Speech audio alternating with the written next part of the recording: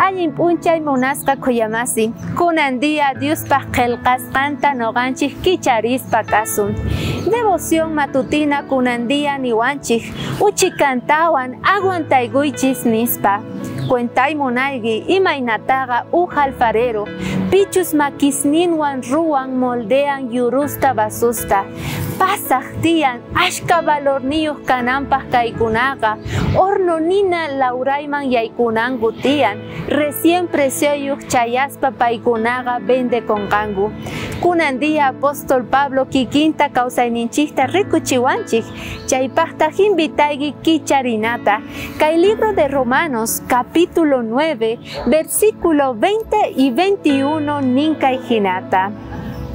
Ganri runa pitaq kanki Diosman churanakunaykipaqri, uru basuta ninmanchu ruwaqninta imapaqa hinata ruwawarqaykiri.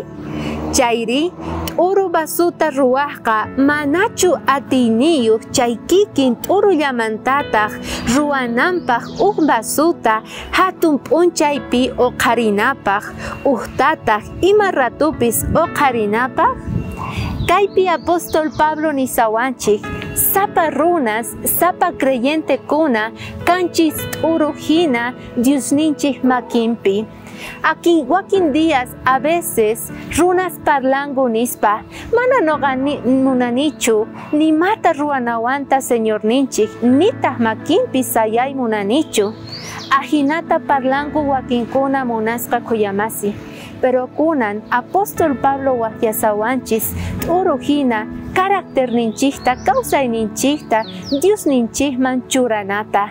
Pay moldeawasun, pay yachan imatachus noqanchik ruwanata, imatachus noqanchik allinta ruwanata carácter ninchikpi.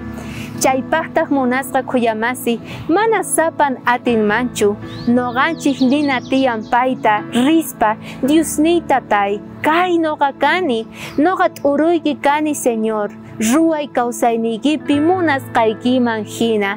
Chay mañakuyninchik kanan tiyan kunandia munasqa kuyamasi. Ahinata Diosninchik niwasun tukuy llaki tiempopi, uchikantawan awantayguychis, inti lluqsimunqaña kawsayniykichispi nispa. Chay promesawan kunandia llank'arinachik.